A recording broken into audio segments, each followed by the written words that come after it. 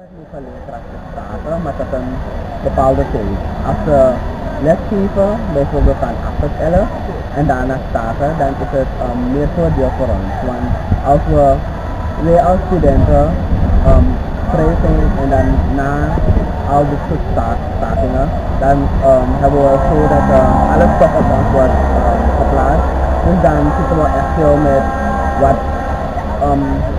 wat nadelen. Dus voor mij pas nu voor de leerkrachten starten, maar ik vraag ze toch om les te geven tot een bepaalde tijd.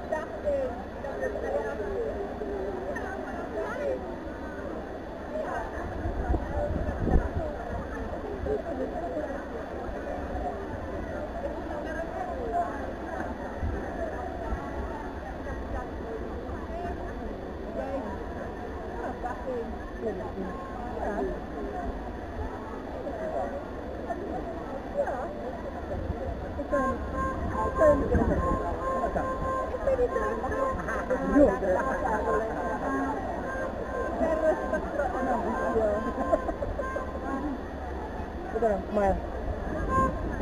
You're on candid camera, smile. Wat gebeurt er hier?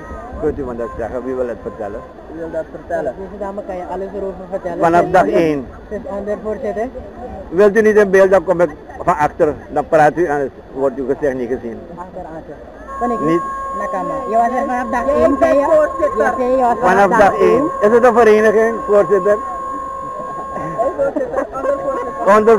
Ondervoorzitter.